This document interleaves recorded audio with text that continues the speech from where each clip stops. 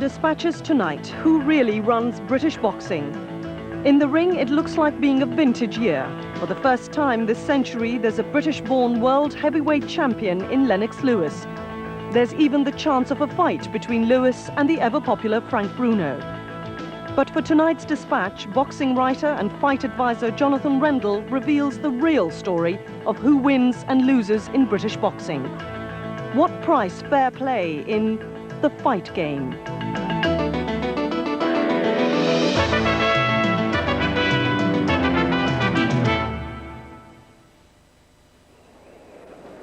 To an outsider, the world of professional boxing is a highly competitive business, with boxers, managers and promoters all fighting to land the big prizes.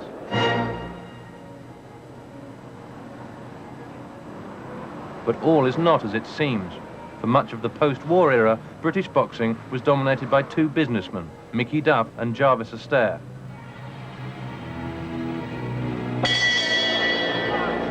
Their syndicate operated a virtual monopoly over the sport. The 1980s were supposed to be the time when the business was opened up to fair competition.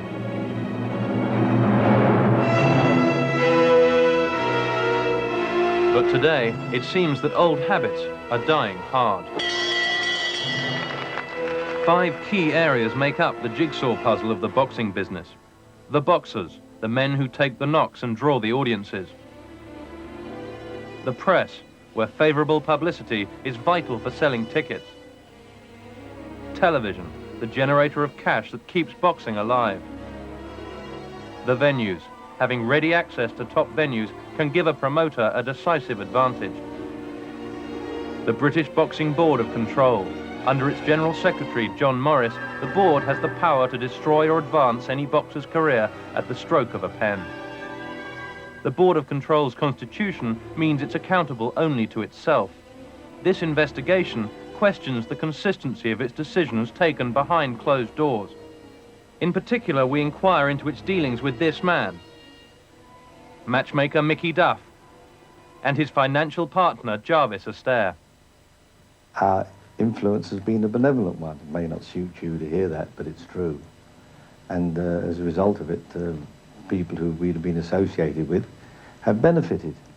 You've made me a target, and my associates a target, and I don't give a fuck because you're not going to find nothing at all, because we genuinely do nothing wrong and never have. So I don't give a fuck how much you go around. Mickey Duff and I, and people we're associated with, Terry Lawless, for example, have been involved in boxing for a long time. We have stood the test of time.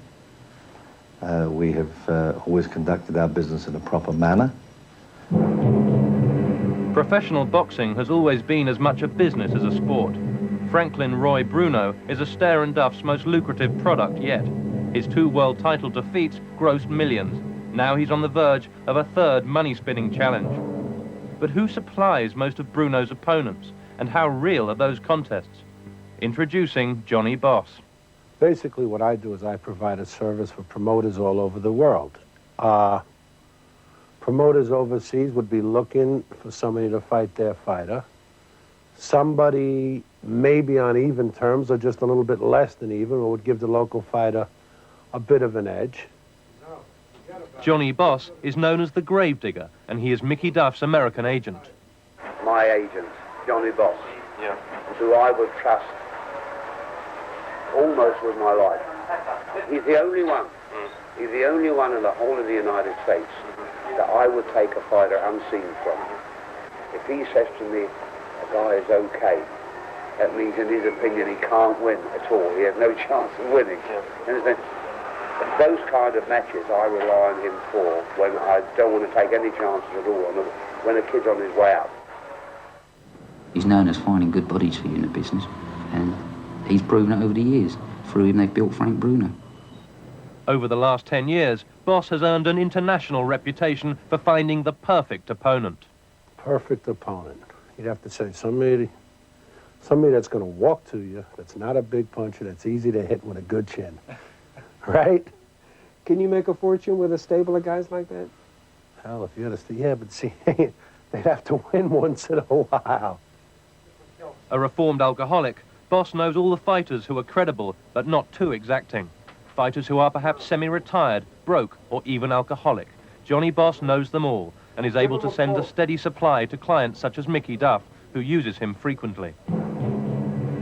Bruno's career represents a series of high-stakes domino games, a series of fights leading to a world heavyweight title fight, the payday.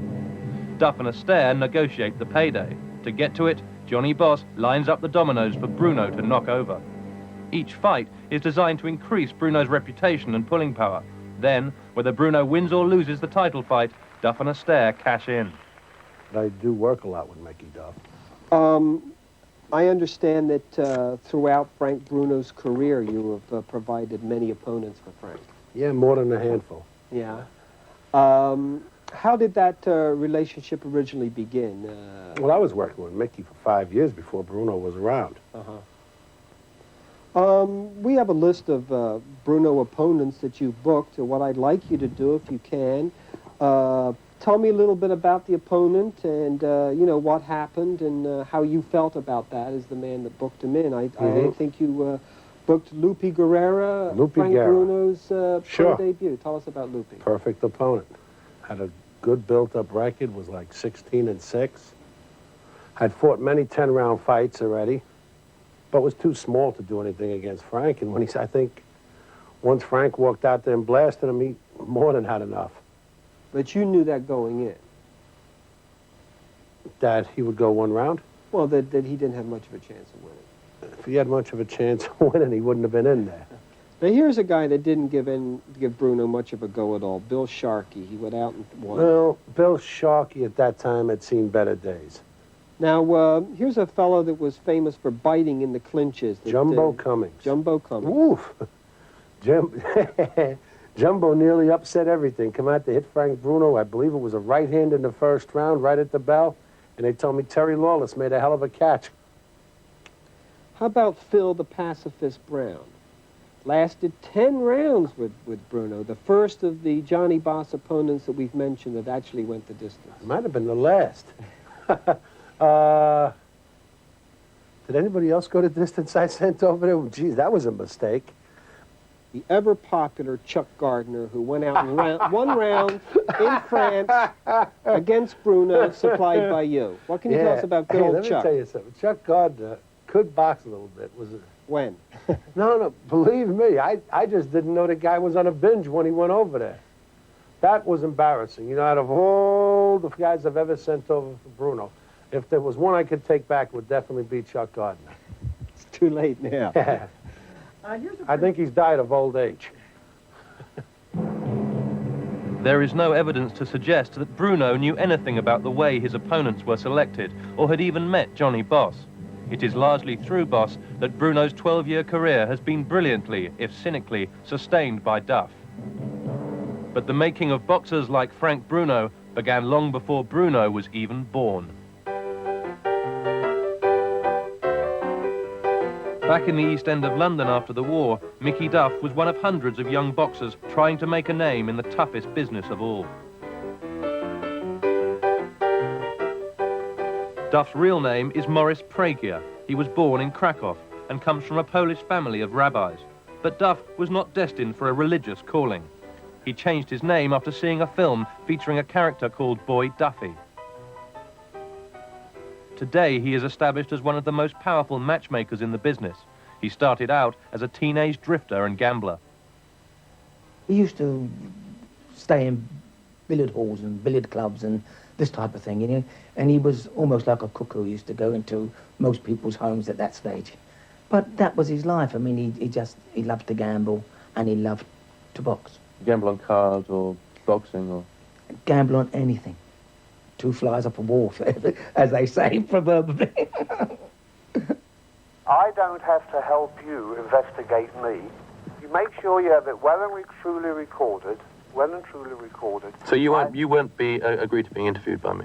Pardon? You wouldn't agree to being interviewed by me? Why would I agree to be interviewed by a prick like you? What reason do you have to investigate me or my associates? For this program, Mickey Duff declined to be interviewed. Jarvis Astaire is the son of immigrants from Russia. His real name is Joseph Golumbovich. His father was a cabinet maker in the East End. These days, Astaire is a winner, a successful tycoon with powerful friends. There's a chance of this fight in America. There's no object in you defending the European Championship when you've got the chance of fighting Durand. He's a man with a web of business interests involving dozens of companies on and offshore. He's a member of the MCC and a high-profile charity worker. From the beginning, Jarvis supplied the contacts, the legal expertise and financial muscle. Mickey was the matchmaking genius who knew the good prospects and the fighters to avoid. It was the ideal partnership to take on British boxing, despite early setbacks.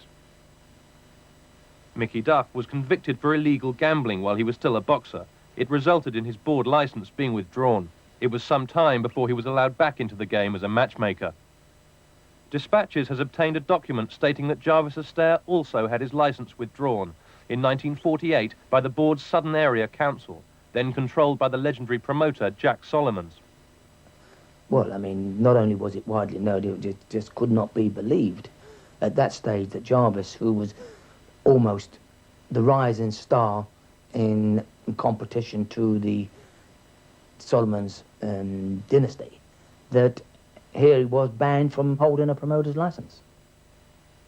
Was your license ever withdrawn? No. No, never withdrawn. Can I show you? Solomons made attempts to withdraw it, but it was never withdrawn.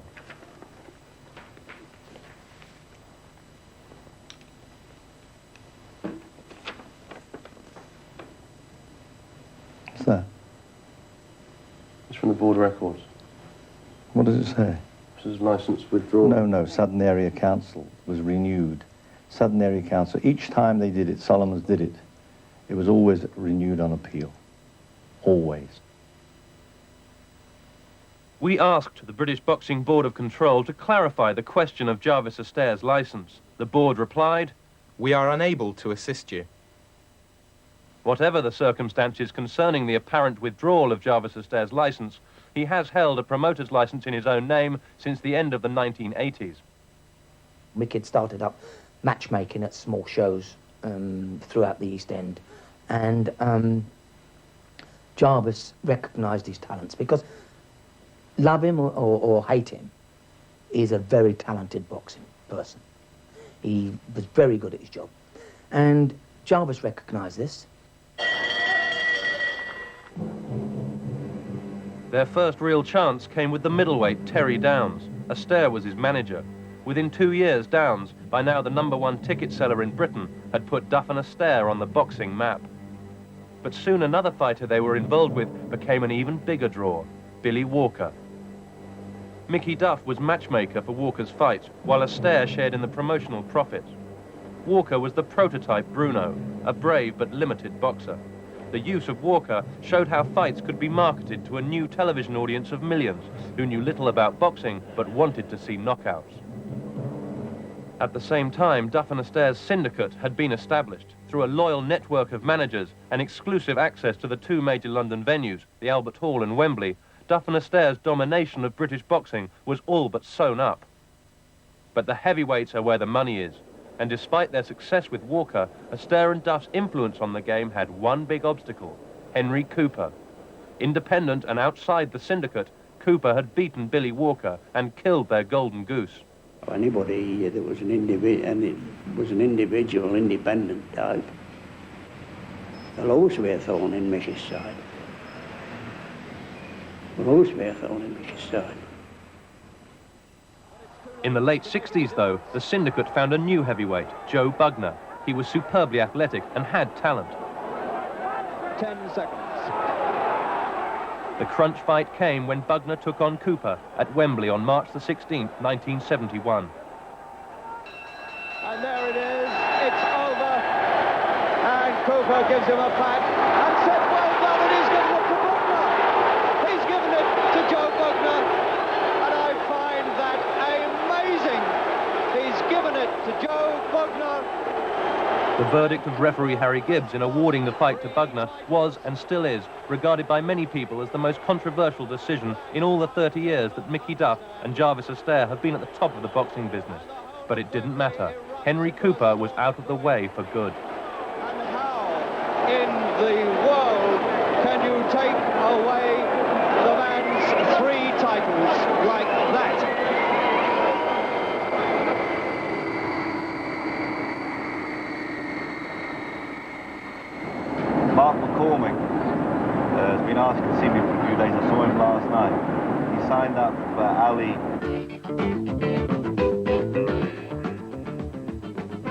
With Bugner's victory and Cooper defeated, Astaire and Duff had a product to export to the American market.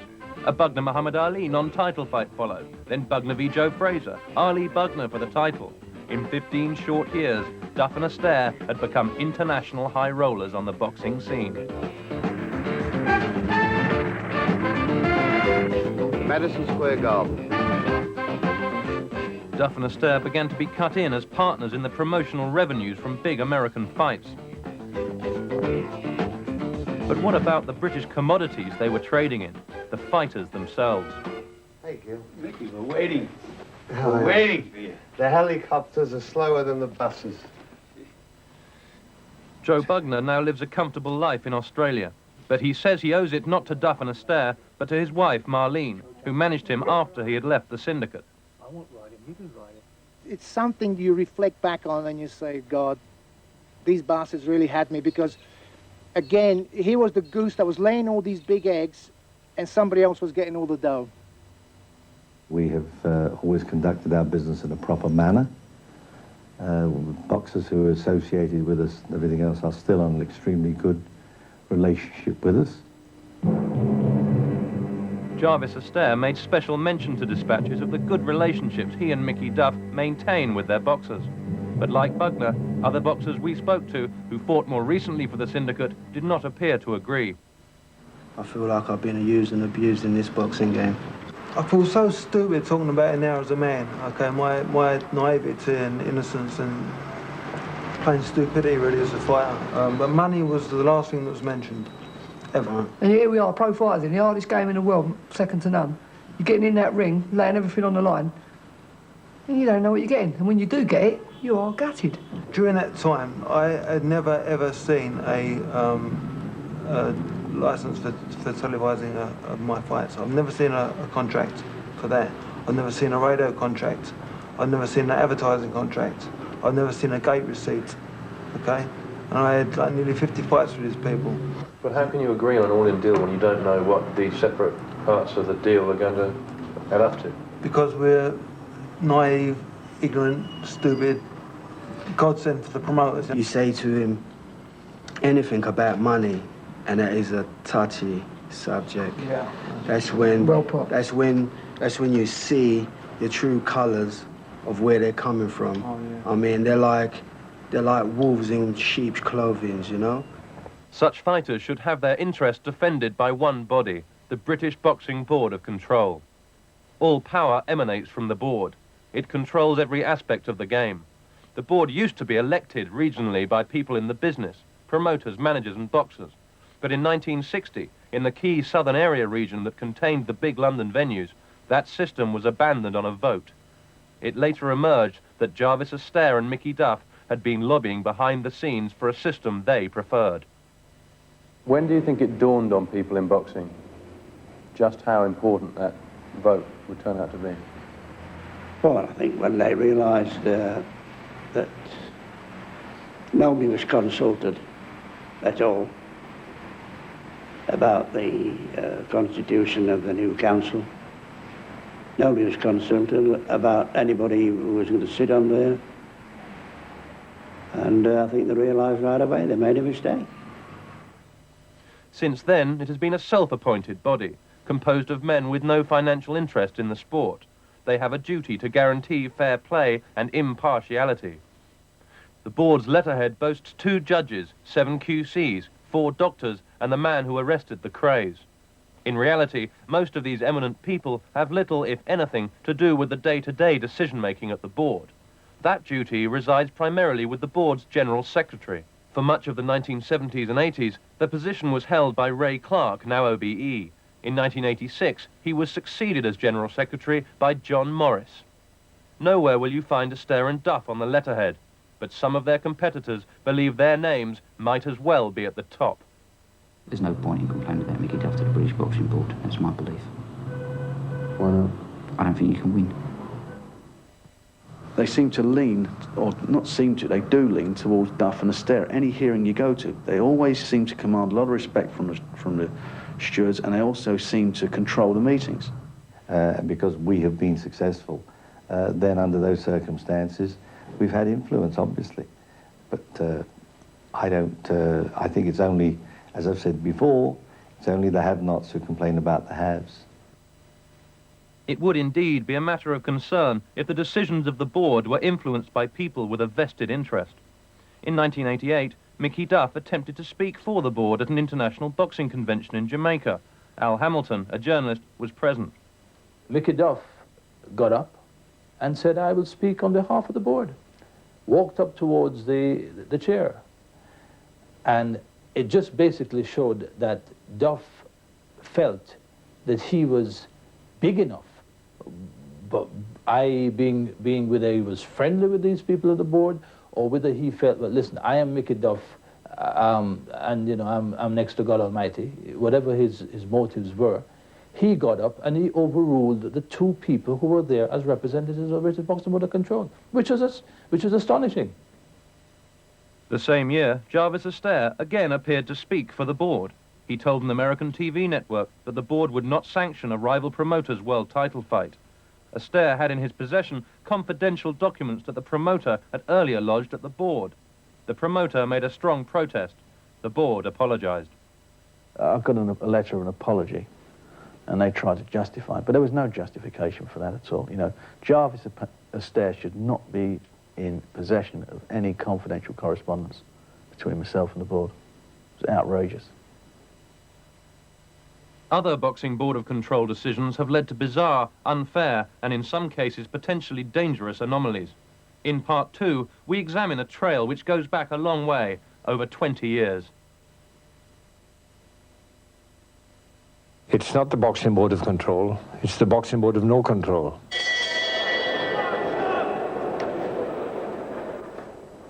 One person who's concerned about the Boxing Board of Control is Eddie Thomas. In the 60s and 70s, Thomas managed arguably Britain's finest post-war fighter, the lightweight Ken Buchanan. Eddie Thomas remained outside the syndicate. When Buchanan became British champion, his world potential was evident. When Buchanan's contract finished, Eddie Thomas was called to a meeting at the board. Mickey Duff and his associates claimed Buchanan wanted to go with them. Thomas felt the purpose of the meeting seemed to be to question his fitness to manage Buchanan. Certain people wanted Buchanan in their camp, and they came to the board. Now, I had a man representing me there that day called Victor Durand, one of the finest QCs in the land. And he said, there's a very bad smell in this room today of an attempt to take a man's character away from him. Thomas was shocked to learn that there had been an unofficial approach made to Buchanan from a supposedly impartial source, encouraging him to join Duff and Astaire. Well, Buchanan said to me that an official from the Boxing Board had spoken to him. Dispatches has learned that the man in question was Ray Clark, OBE, then the General Secretary of the board. Ray Clark, yeah, I spoke to Ray. Did Ray Clark offer any opinion as to where you would be better off? Well, not really, but we did talk. It probably would have been better off if I had been with the higher roller shows like, you know, Wembley, Albert Hall and that, with, you know, Mickey Duff and so forth. Jarvis Astaire does not see anything wrong with Clark's unofficial intervention. What do you think an outsider would think of a supposedly impartial official of the board acting like that? I think it's a perfectly reasonable thing for him to do. I know, for example, that there are people on the Boxing Board of Control who from time to time recommend boxers to go with Mickey Duff. I know that. That's a fact. Eddie Thomas's refusal to tie his fighter up with Duff and Astaire meant that Buchanan, further, was denied the chance of boxing at the top venues they then had exclusive contracts with. The best prospect in Britain was forced to box in members-only dinner clubs. There was nothing we could be done about it, and I had to suffer, so that's why I packed up. I mean, a lot of people don't know that. I mean, you're one of the few that have actually asked me about that. I did pack up. People don't. The people in the street don't know that Ken Buchanan actually packed up boxing and handed his Lonsdale belt back to the Board of Control in 1969. Buchanan went on to win the world lightweight title in 1970. Despite worldwide acclaim for Buchanan, the British Board of Control initially refused to recognise him as champion and threatened to strip Buchanan and Thomas of their licences. But soon afterwards, there was to be a new figure managing Buchanan's affairs, in Jarvis Astaire. and Buchanan says the board's attitude towards him underwent a radical change. So you found, really, that once you'd made this career move and changed camps, your problems with the board seemed to evaporate? Yeah, there was no deal. We didn't really have any problems with that at all, like, you know what I mean? When it comes to medical matters, the board's rules are all-powerful, so it is all the more important that they are consistent and beyond reproach. But it is in this, the medical arena, that the board's decisions have been most disturbing. Disquieting rumours have been circulating in boxing for several years that with the full knowledge of a senior board official, an overseas boxer was allowed to box on a Mickey Duff promotion while suffering from a potentially lethal skull condition. Dispatches can reveal that the boxer in question was an American heavyweight named Oscar Holman. In 1984, Frank Warren arranged a match for Holman in London, but it never came off. When Holman arrived in the country, he had a skull X-ray test, which the board insists that all boxers should have, foreign boxers that is, prior to a fight in this country. And the report said he had thinness of the skull, which meant really he couldn't fight. The death of another boxer with a thin skull in 1982 had led the board to introduce compulsory skull X-rays, such as this one. The doctor who examined Holman forwarded a copy of his report to the British Boxing Board of Control. 2 years later, Gary Mason, a heavyweight promoted by Mickey Duff, fought an 8-round contest in Wolverhampton. His opponent, Oscar Holman. By now, John Morris had taken over from Ray Clark as General Secretary of the Boxing Board of Control. But they allowed him to box, which I found very strange. In fact, I rang John Morris and asked him why, seeing as that, you know, I knew he had a thinness of the skull. Did you ring him before the fight or after the fight? Before the fight. Despite having a damning medical report, and in spite of Warren's advance warning, John Morris, the board secretary, allowed Oscar Holman's fight on a Mickey Duff promotion to go ahead. When contacted by Dispatches, John Morris said he had no knowledge of the Holman affair. However, Dispatches has obtained tape-recorded evidence.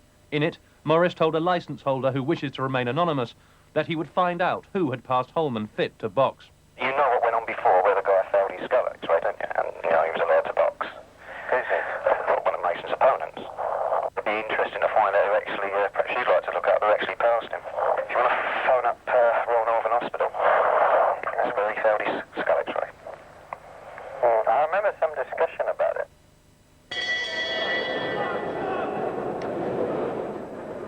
In 1991, Frank Bruno had decided to make a comeback, and the boxing world fully expected him to return with a rival promoter, Barry Hearn. Then, Bruno was discovered to have a torn retina. Under board rules, this would stop him from fighting, except with the board's special dispensation. At this point, Bruno switched promoters and signed with Mickey Duff. Shortly afterwards, the board gave him back his license to box. The cynic would say, I suppose, that he could have thought it was an easier ride to a licence if he was with Mickey Duff rather than someone quite new like me, and I don't know whether that's true or not. In 1990, Gary Mason had also suffered a retina injury. The board, sticking by its rules, would not reissue his licence. Then Mickey Duff contacted him. At a meeting, Mason remembers Duff putting a proposition to him. I will do everything to help you to get your license back if you come with me.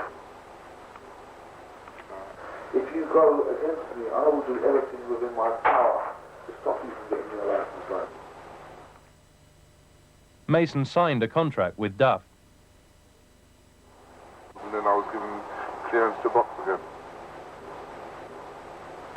And that's always without actually visiting the board at any time and sitting down and having a meeting with them. Mason only had one more fight against Lennox Lewis. He suffered further severe retina damage and could have been blinded.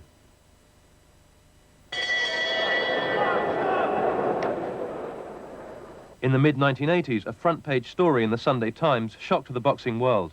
The Insight team discovered a document, the so-called cartel agreement, revealing that Terry Lawless, Britain's leading and purportedly independent manager, had in fact for years been an undisclosed signatory to a profit-sharing agreement with Mickey Duff and Jarvis Astaire.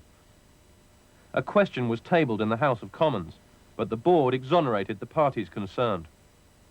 Far from being against the interests of boxing, it is considered that without their very active participation, then boxing in this country would not be in as healthy a state as it is now. the famous whitewash. The board inquiry, as one might have predicted, ended up, as one boxing writer said, in giving them not a ticking off but a round of applause. It had no effect whatsoever, nor did I imagine for a moment that it would. Well, I would commend you to the declaration of the stewards of the Boxing Board of Control, who held a 2-day inquiry, and I believe that if that inquiry was to take place today, the Board of Control would express their views in exactly the same way. To cynics of their decision, the board pointed to testimonies from boxers that they were happy with their management. But for the first time, dispatches can reveal the circumstances in which some of the fighters gave their endorsements to their manager, Terry Lawless.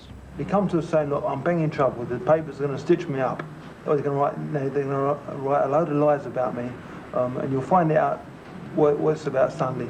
We never had a clue what he was talking about. All we knew was that this fella that we trusted was banging trouble, and if we signed this bit of paper, it'd magically get him out of trouble, right? I never knew what I was signing. I signed it along with the rest of them. Everyone signed it then? Yeah, everyone signed it, and on what we've done, we exempted him from any blame. Nick Pitt of the Sunday Times is just one of a number of prominent boxing journalists to have been banned from covering Mickey Duff's promotions. When I went into boxing journalism, I supposed that the idea of being a journalist was to find out what was going on and then tell the public about it. But when I tried to do that in practice, I became rather unpopular. They've banned boxing news. That about says it. The Bible, the thing that, the entity that people look on as the ultimate in boxing. They've had the timidity to ban people for writing what they felt like. They did as they please. Full stop. While the press is helpful, television is crucial, particularly the BBC. While any promoter can bid for fight dates on ITV, such does not seem to have been the case with the BBC, which over the years has devoted a far greater amount of airtime to boxing. Of 199 promotions over 16 years that we could find in the BBC archives, only 4 did not involve the syndicate. Oh yes, we've had a contractual relationship with the BBC ongoing for well over 30 years. I do the deals with the BBC, and plain and simple fact is that they like to stick with us because we deliver. But the question most often asked is, how can other promoters hope to deliver when the BBC almost always says no to their promotions? How many shows have you had on television? I think approximately 300. And how many of those have been on the BBC? 2. Since 1987, in one form or the other, around 160. And how many of those have been on the BBC? 2. And what reason do they give for not taking the fights? They told me they'd been getting good service from Mickey Duff, that he'd always delivered, and maybe I was just a one-off, and they didn't want to damage their relationship. That either they haven't got the slots, or the money's committed elsewhere, or the fight doesn't appeal to them. Was there any other reason ever given? That's the on record. Off the record, I've been told from other people at BBC that they're committed to Jarvis, Astaire and Mickey Duff shows. The cake is not shared round and is not even available. In reality, we all know that you may offer, but you may as well offer to a deaf man. While it might be argued that rival promoters have a vested interest in criticising the BBC's boxing policy, the raw statistics do not tell the whole story. Dispatches has seen documents which suggest that the BBC's boxing schedule is built around Astaire and Duff's promotions, without even knowing who will be boxing. Even if they wanted to take other people's fights, there simply wouldn't be room. This has led to frequent accusations that the syndicate has a virtually exclusive entry to the BBC, an accusation Jarvis Astaire denies. We're not exclusive. We don't prevent anybody else or the BBC doing business with anybody else.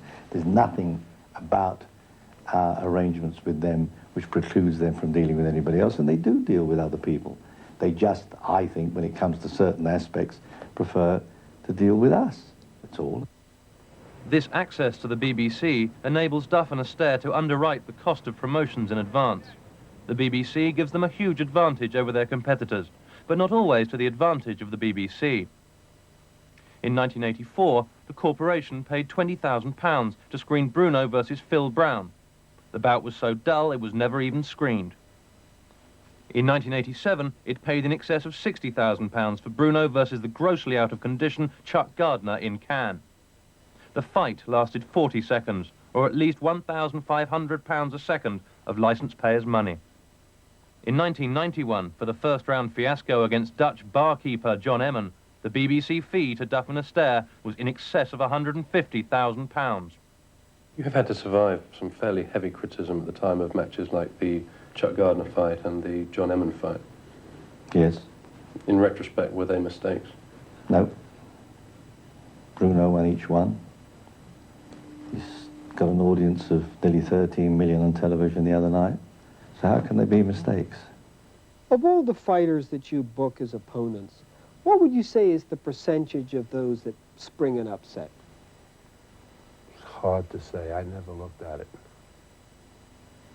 Give us a ballpark figure. Too good. if it was too If it was high, too good, I'd probably be out of a job. Jarvis Astaire told us the deal with the BBC worked both ways. And when you say we've had the benefit, they've had the benefit of what we've provided them with. And they're very, very happy with it, obviously. That's why they keep on with us. Licence payers may therefore find it all the more surprising that not one of Bruno's 3 biggest fights was shown live on the BBC. Bruno's first world title fight against Tim Witherspoon in 1986 was shown live on ITV. The Bruno Bugner fight of 1987 was shown live on ITV. And Bruno's second world title shot against Mike Tyson was shown live on Sky. Once again, only the Board of Control is in the position to regulate the fair distribution of TV dates among promoters. And if the Board of Control wouldn't have televised, wouldn't approve, that would have been the end of it. And our contract with with the BBC has always contained a clause which says, provided the contest that we show is authorised by the British Boxing Board of Control. Dispatches asked the BBC's head of sport, Jonathan Martin, to comment on the BBC's policy on the use of Jarvis Astaire's and Mickey Duff's promotions. Jonathan Martin has not replied to our requests. But Jarvis Astaire's competitors believe his and Duff's relationship with the BBC is the clincher that, with the board's cooperation, sustains the syndicate's power regardless of what the competition does. For the last 30 years, the central question in British boxing has been, who controls it? The answer should be the British Boxing Board of Control. This cartel, the Boxing Board of Control, or as a lot of people call it, the Boxing Board out of control, should be investigated. I think there should be some sort of governmental ombudsman, you name it, whatever you want to call it. Money for boxers was something that the board never took any interest in whatsoever. They would sometimes give lip service to the welfare of boxers. They would sometimes, under pressure, look into the medical aspects of the sport and improve those. But they would never, ever look at what was really important for boxers, which was the money they were getting. And it's got worse, and it's slowly deteriorated until now.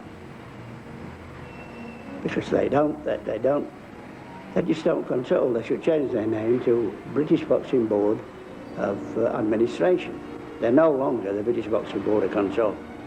They control nothing. Today, as before, competitors of Mickey Duff and Jarvis Astaire believe that as far as British boxing is concerned, it remains business as usual. They have major influence over certain sections of the tabloid press. They are the sole promoters at Wembley. They have, I believe, major influence over the Boxing Board of Control. And the bottom line of that, it means that boxing, promoters, boxers, everybody in it, are still suffering. I feel ashamed for some people in power that should have put a stop to this long ago. And I think the Boxing Board of Control are the number one. They should have said this is not happening. Everybody's got to have a fair share.